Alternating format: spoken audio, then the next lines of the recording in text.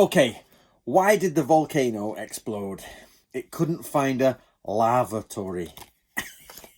Yeah, are we on it? Are we on it? Okay, right, guys. It's the end of February's month now. I'm a week behind because I've been abroad studying a swordsmanship scroll. So I'm behind a bit. So if you don't know, this is a playlist. The link will be in the pinned comment above, and it's mainly between myself. We've got Nick the Shogunate from the Shogunate channel, the King of Samurai History. We've got Scott, the Librarian of Doom, who goes through everything, and he's from the Sengoku Studies channel. And we've got Stephen Nojiri, the Master of Namboku Cho, right? So, and there's me, the layman at the back, so I'm trying to keep up with everyone.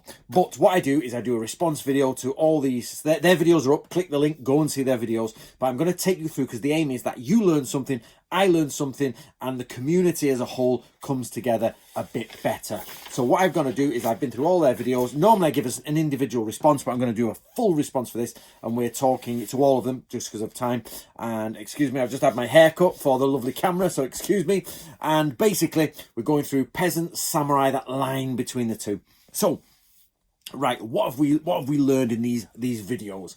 So let's start with Scott from Sengoku Studies. Now, remembering from the previous videos, basically you got to be careful with the term peasants. You got to be careful with the term peasants. It doesn't mean what you think it means. But we've learned things. Oh, and by the way, I want you to comment on all the points below, and I'm going to ask you some questions. So we've learned so far of the shoen, which is a tax system, and it's a type of estate that is tax exempt. So it's an estate, an area of land that is tax exempt from the government. And the idea is that there's lots of lands around, and even though we see the rolling hills of Japan, you've got to imagine this stuff as pockets of land owned by different people. And this is not this Sengoku period, Edo period. This is going back in a lot of time. Land development and land usage changes over time, and we get terms like shoen. So you don't need to understand it fully. Just listen to that term and know it'll come up again.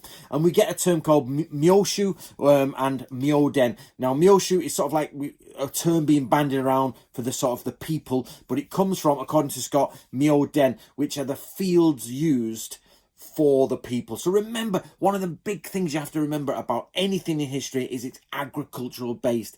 It's Vikings, samurai, knights, whatever it is, it's based on agriculture. Never divide agriculture from the warrior class. Spartans, yeah.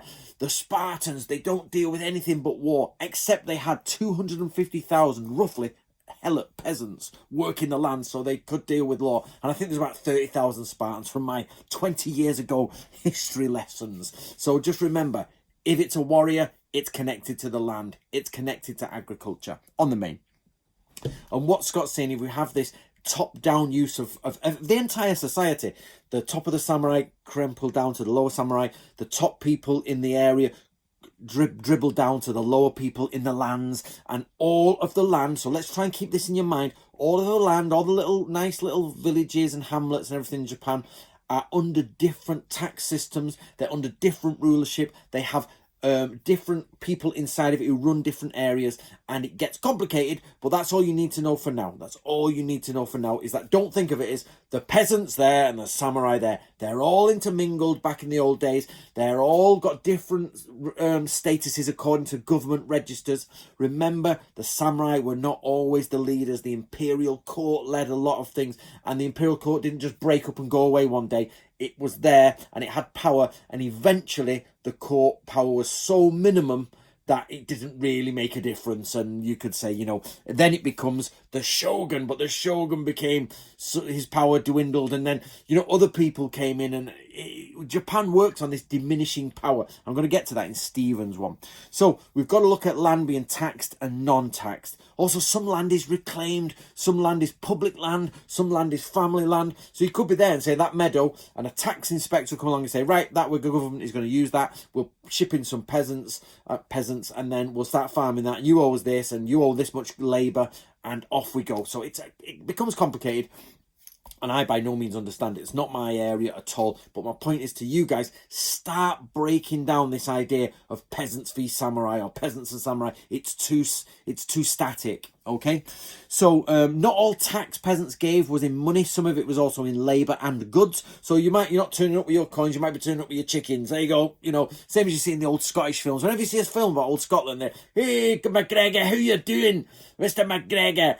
Here's my hares for the day and some eggs. And the idea is that you might actually be doing that. Cummins is actually a Scottish name, to be honest. So there you go. Right. Now, we also come across terms like genning. Now, genning, again, there are loads of terms that I'm not going to bog you down with. It's all in their videos. But the point being is the word peasants in English, first of all, is incorrect for us to use in English. But also, there's loads of terms inside of Japanese society and across time. So if it starts as a term here, might be out of use by the 1300s, and another term kicks in, and that one's out of use. And then regionally, the terms are all moved. So you've got to really be careful, because you can pick up the odd term, but if you don't have that term in context, you're going to start losing things. Okay, so we've got terms like genning, lower people, and where does slaves come in, and where do peasants come in? Because slavery was there in Japan. This idea that, you know, slavery was only in the West, absolutely not. Slavery is a worldwide thing, and the Japanese had slaves. We also get terms like jito, with a long O, and that's like the idea of military land stewards, and jisamurai. So it wasn't always, that's a samurai, that's a peasant. There's lots of half middle bits, and this is also goes for the samurai as well. Sometimes the samurai were not as you imagine. They were full-on warrior caste. Sometimes they'd be doing the field, sometimes they'd be like, you know, what's the word, having farmers do it for them. Sometimes they were rich enough not to bother. Sometimes they were dealing with merchants. They'd marry into merchant families. It is, like anything, a mixed society. So Scott also tells us it's the 15th century is the rise of the village. Now, I've said this before, is when you go back in samurai time, don't see it as big cities, you see it as villages. And if you're going before the 1500s, you're starting to see a lot smaller village types and probably population, and not so much big things. I've recently been listening to Carl Friday's like The First Samurai, and absolutely you should see the numbers in the early battles.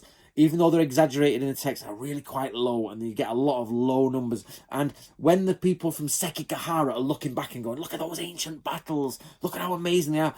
If the people back in the past could see Sekigahara, they'd be like, oh my God, you are military commanders without, you know, par excellence. And Hideyoshi invaded Korea and went to China. So then that was a wild dream where a few hundred of them had a skirmish, or 2,000 fought another 2,000, whereas we're talking 80,000 versus 80,000. So the samurai look back in time, but actually, if the older samurai could look forward in time, they'd be amazed at what the samurai did. So we move on to Nick's video. So basically, Scott goes through these basic points, and I've asked him to be basic with it, and it was really good. And the message from Scott's video is land has different usage, people have different terms, and you have to focus on each one to sort of work out what's going on. But overall, don't trip yourself up by going peasant, samurai, land. Okay? The land, the peasants, the samurai. It's not good enough. It's like a patchwork quilt. It's all over the place with different regulations across geography and across time. Yeah? Chronology and geography are your two main things in history. Is what is going on in time, what is going on in space. That's where history starts. Okay, so we move on to Nick's video. Right, he makes a good point. Foot soldiers versus soldiers on foot. This is totally different. Like knights and men-at-arms versus foot soldiers probably look very similar, but it's about the land holdings they have, and it's about the power they have, and often it's about the manpower they bring with them. A lot of people think, two-dimensionally, is that a lower class foot soldier has hardly any equipment, and a samurai knight has loads of equipment, and a knight has loads of equipment. Actually, while that is broadly true, most people go into war, cover themselves up, and at least get as much armor as they can, or wear as best as they can that fits the type of warfare. And then the main thing is how many people do they bring, and how much money do they bring to the war. So a knight has, you know, this idea of, in the old days, in Anglo-Saxon times, I think it's Anglo-Saxons, you get the hundreds. So English people don't often know this, but you get the hundreds. And this is either 100 hides of cattle or 100 men. They're not quite sure what it means, but you get the 100 here and 100 there. And these were, and Tolkien talks about the Vapentak, and it means weapon take, and it means the Anglo-Saxons came together and said, these are the men-at-arms we can field, this is the land we've got, this is the resources we've got, well, let's make sure everyone everybody's all right and let's go to war. Samurai do no differently. It's like, right, what farms have we got? What people have we got? What equipment have they got? What can they do? What can they bring? It's not the idea that somebody comes along with their shiny sword and the other comes along with their rusty sword, and one goes, how do I fight? And the other goes, like this, little man. You know what I mean? It's actually, you get really experienced ashigaru, and I'm going to talk about that in a minute. So, Nick points out that foot soldiers are already in existence before the term ashigaru. So we know, and this goes back right to the Chinese armies. So if you didn't know, Japan had a Chinese-style army. I think can anybody answer this? They actually go off the Tang dynasty. I think they model it off the Tang dynasty. And basically they create a standing army, which means your village gives us 10 men, your village gives us 50 men, crack on and bring some weapons. And you end up with like Bob with his snot hanging out and a little spade, and the other guy who's like, I'm hungry, and he's got all the kit, and he's like, Daddy bought me all the kit, and I'm gonna murder me some of those people over there, whatever accent that is. So you've got different types of ashigaru are turning up, right? So what we find here is that we get a standardization as time goes on. The lords are going, well, Bob the idiot turned up next to Jeff the warlord here, you know, Mr. Warlord. We need to regulate this, so let's start producing armor, let's start using that tax money, and let's start producing loaned weapons. And in my book of samurai series, you get this all the time. This is a loaned spear, this is loaned armor, these are loaned pikes, and these are people who turn up in the loincloth and go, here for service, name, put your mark, there's my mark, right, spear, armor, hat, off you go, drill. See, you know, if you survive this year, we'll see you next year, Joe. Okay, right, yeah, Bob, Joe, Philip, Phyllis, you know, they all go past, and it's like they come year after year doing their service, and it's like they give their spears back at the end, but they're not. It's the same as in the army. It's exactly the same. Loaned spears and loaned armor and loaned bows are 100% the same as the British or American army. You turn up to the army with your clothes on. They say, take your civilian clothes off, wear these clothes, here's this helmet, there's a rifle. You don't take it home with you when you finish, you give it back. And when you finish your service, you give it back. Just happens that the service in the army is now over years, whereas it was over months or weeks back in the day. Same thing, right? So Nick pulls out a great thing where actually samurai were born out of this Chinese army because the Chinese peasants were trying to go against the Ainu, basically, the northern barbarians, and they were the people who were non-Japanese to me and you know, they are Japanese today, but we're talking about, you know, different ethnicities here, and they go all the way back to the Jomon period, so they are native to Japan, but they're not Japanese as we would understand the samurai and all that. That's actually debated. They've done some DNA tests on samurai, which showed some of the northern DNA. Well, anyway, but you get the point. There's the northerners and the southerners. And then the southerners were going, right, the northerners are battering us. What we're going to do? And this is around the year, like 900, 900. And they say, well, tell you what, let's send these mounted cavalry in. And the mounted cavalry peppered them. And they're like, samurai. Those who serve, they do it. We get samurai. Yeah, okay. Now, but what you find here, so the samurai are there, but we also get this aftershock of conscription. It's still there in Japan. This conscription turns up, and we get terms like so hyakusho. Stephen talks about this as well. But so at 10, I'm not going to go into terms too much because they do it, but we get musho, hyakusho, all these different terms for the people, and I'll go into terms within Stephen's video. So I've got to speed up a bit because otherwise it'll be forever, this video.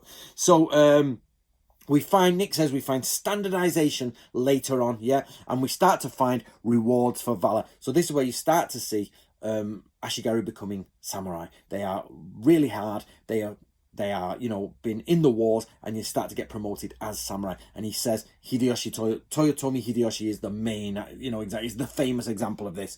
I know I have had, and I know Stephen Nojira's theory is that he was actually a low-ranking samurai to start with, and there's a big debate about that, and I think there's even a debate in Japan. But on the whole, general history says ashigaru, samurai, leader of all Japan. You know what I mean? He did quite well. Now, Nick does talk about, is an ashigaru a samurai and is a samurai, or is it different? Now, I've talked about this a lot. Now, and we both have the same view on this, that it's a good question to ask. And we're not going to do it in this video because we don't know others. I personally believe, no, they are not samurai, but they're on the cusp, because he gives two pieces of examples. And he says that, well, they can be promoted to samurai. And if you read the Iga rules from Iga province, before Nobunaga kills them all, they say, any ashigaru who fights well will be promoted to samurai. So automatically, your historian brain is like, well, they're different then, aren't they? But then Nick gives a reverse one, which is actually some ashigaru who were let go after the wars and they were permanent military men became ronin. So I thought ronin could only be samurai. But then we've heard from Stephen Nojiri that actually becoming samurai, you might be a samurai class going into ashigaru just to get pay. Because you're poor, so you're a samurai, you're born samurai, and you go into the ashigaru ranks. Doesn't mean you lose samurai status, but because of that. So it isn't as clear-cut as it sounds, and my only note to this is a question is always a good question to ask. It doesn't matter if it's right or wrong, and some of the people get annoyed with me with this. Oh, we shouldn't, no, let's question it. Just because it's considered fact doesn't mean it should be questioned, yeah? I was reading a book today on the brain, and for hundreds of years, it was considered the heart was where you thought from. Thousands of years, I think, the heart is where you thought from. I think from Aristotle. And I think it was Aristotle from memory. And then they realised, hold on, it's the brain. And then they thought before that it was the spaces inside the brain. And so realised it was the jelly around the spaces that was actually the brain. Which, by the way, when you open a skull, it's not like a brain like that. It's actually a bit, you have to put it in solution to get it that hard. Didn't know that. I'm reading about the brain. So the idea here that samurai are ashigaru or ashigaru samurai or they're separate is still a good question to ask because you will find lots of mini answers from that, which is great. So do ask these questions, guys. So that's what we have. Now let's move on to Nojiri's video. Now Nojiri, he again talks about the terms and the terms of shonin, and you get this shoka, and he goes through the terms. Again, you get chugen, nakama, and you get all these terms, and it's overwhelming, guys. So don't worry about it. And just so you know, I don't remember them all. I know them vaguely. I know what the chugen, genin, shonin, and all. I've heard them. I got it in place, but they are complex, and it's people like Nick, Scott, and Stephen who are doing the proper research on that. That's not me. They're doing the good research on that, and I'm not just bum tickling them. They genuinely are. They know far more than I do. So, but what Stephen brings up, which is excellent, is the shoka, the merchant house. This ka sound. We have it for military houses. We have it then for merchant houses, and these are massive guilds, powerful guilds. And he's showing you that even though a peasant is a peasant, some of them are far more powerful than samurai. And he says there's a couple of terms here. One's called nakama, but it can be, there's a slight change in kanji in it, but they both stem from the same place, and this is chugen. And the idea is one is a servant that serves the shogunate, but it's not a samurai. It's a guild, a merchant guild, but also chugen are low-class people who serve samurai. So you get this birth of non-samurai serving samurai. But you've got to remember, samurai are those who serve the aristocrats. So it's the aristocrats find some servants to do the military, and then the military find some servants to do the fighting. And then it just keeps going silly. Do you know what I mean? Basically, what we find, and I find in Japan, is they get a cycle of dilapidation, this cycle of degradation. As people get power, they then try to emulate the court and hire people. They then become less efficient in fighting, and then they hire other people in. Then you get the topsy-turvy. We switch Japan, and then they bring people in, and generation by generation, it messes up. Like when you get really rich people who've made it from nothing, they still got them common sensibilities. They then have children 3 or 4 generations later who are just used to being millionaires. Total idiots, can't organise business in a brewery, and you know what I mean. And that's, so it's basically that. So Stephen also, so this is the waves of power coming. It's like wave 1, wave 2, wave 3. They're just replacement of hard men, basically. You know that idea, Joe Rogan says it all the time, you know, and it's a common quote. Hard times create hard men create peaceful times create soft men create hard times creates hard men. Yet you've got the same in Japan, and it's exactly the same.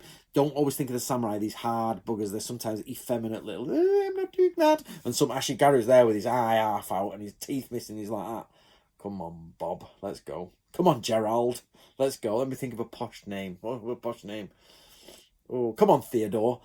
Get on with it. Do you know what I mean? So you got that side. So Stephen says, and he rightly so, and I support this, says we probably should stop using the word peasants. Now, I do have a bit of a beef with this, with different people. Obviously not a real beef, but I mean, like, people say, oh, we shouldn't use this term, shouldn't use that term. But then you say, well, what terms should we use? And they say, oh, there's the Japanese term. And they say, like, yeah, but we're talking in English, and you're talking to a general public. So if I start, and like anybody, if you're talking in YouTube, if you start saying certain terms, a term after term after term after term, people switch off, and you don't educate the masses. So you have to use English. This is why I stay away from as much Japanese as possible.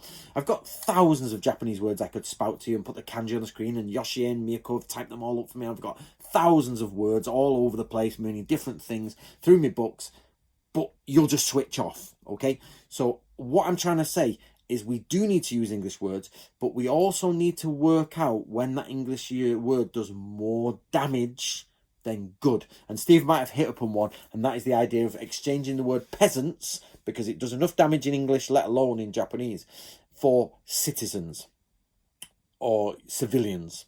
And I would possibly term them non-military citizens or non-military civilians, which obviously is the term anyway. But the reason being is it does get complicated, because technically the aristocrats were from the military leaders originally, like 1,000 years before, but mixed with the religious leadership. So then you get the samurai, who are absolutely military leaders. But, it's difficult because you could argue that the original court was non-military, but it had the military power, it had the army, and it had the power. You didn't go there just for religion. Like the Pope doesn't have military power, but the emperors did, and then the samurai took those military powers from them. So probably we should remove the word peasants and use civilians or citizens or non-military citizens, yeah? Because that gives if the average reader, somebody will go, okay, I get you. So also he points out there are various terms for mixed samurai and lower class. Shisotsu, I think, is the one Stephen puts on. I don't know, but we translated this, me and Yoshi translated. So it's basically samurai and soldiers, and probably in a broad term, samurai, ashigaru. But as you've seen, there are many levels of samurai, many levels of ashigaru, and there's a sort of mix where they blend in. So that's why the term shisotsu probably comes up. Just and the basically bushi, yeah, and the peasantry, civilians, citizens. Judge Dredd, citizen, you're under arrest. Anybody a 2000 AD fan? If you can guess it, what is my favourite 2000 AD character? And it is not Judge Dredd, although he comes in a pretty close second, maybe third. Second would be Durham Red. Ooh, she's good. Okay. So he also says, and we've talked about this channel before, 90 to 95% of people from Japan are not samurai or not military. Now there's this number that's bandied around, and it's pretty accurate, and it's 5 to 10% are military people. That's 5% at the lowest level of people who are in a military feudal system, if you like, the Knights of England and all that, and they the medieval system, for want of a better term, the feudal system there, and they literally run the rest of the country. But there are middlemen where they are the ashigaru, are they part-time, and so you blend out to probably about 6 to 8% of people are military, but we have this 5 to 10% bracket. So there's so many people who are non-military, and they're not just bimbling around, they're powerful with ships. Imagine the Borgias and all that from Italy, and like the Borgias are there, and they've got and Da Vinci and everybody, and they've got all these families, merchant families that are rich as hell, and they're buying ships and buying fleets, and they're buying up armies and stuff like that. That's how you should see some of the guilds in ancient Japan. Is they're powerful people. They might not have the law, they might have the prestige of a samurai, they might not have the fact that we run the country as a samurai, but they have more money than the samurai, which the samurai take occasionally. Right. So, okay, I better pull this up. So what we have to do is stop looking at a samurai-centric world. The samurai are not the be-all and end-all of Japan, but we love the samurai. So, okay, I talked about this. He also talks about hard life versus comfort. Just don't see peasantry as life as hard just because people are dying a lot. It's nothing to do with the government half the time. It's hard. It's very hard being a medieval person. But I went to Africa, and I stayed in a village for a month, and we did archaeology there, yeah, and I was working for Professor Tim Insel from the University of Manchester division, basically, and what I noticed, that everybody was fit as a butcher's dog. They were fit. They all look like models, big black lads, big They were from, I was going to say Ghana, they're Ghanaian, not Ghanese, Ghanaian lads, and they were handsome, pearl white teeth, 6 packs, 6'5", like each one had been a model over here. It's just like that, except the rich ones who were fat and their teeth were falling out. And it showed, and it was stuck in my head, that medieval people are not, unless they've been crippled or crippled by diseases, they are fit. And most of the time, you get rid of the ones who are not fit. They die. Yep. And it's only as society improves that we get lesser grade of people. And it was just a big shock that I think if people went back to old Japan, yes, there are ill people. Yes, there are critical, but on the whole, those who survive it are pretty good. You can see their specimens. You're like, specimen. Right. So, he also talks about the Ikki, these revolts, and one of his points is, he says, everybody thinks of these as peasant revolts, and he says, actually, they are run, when peasants are crushed, samurai step up, probably not, Ronin's the best term I can think, but independent samurai step up, lead them, and especially monks lead them and lead the peasants, yeah? So you can't always think it's just some peasants doing it. Now, Shimabara is one of these. The Christian rebellion was run by that Christian samurai, wasn't it? He's got like loads of samurai in there, but it's the peasant rebellion. You're like, well, hold on. It's a load of samurai and a lot of peasants dressed as samurai. So remember, samurai armor is samurai armor, but it's also just Japanese armor. And this is the problem. When the Edo period turns up, they say, this is samurai. This is what's happening. And actually, it's Japanese armor. It's a Japanese sword because not just the samurai had them. But we all know what we're talking about, so let's not nitpick. Okay.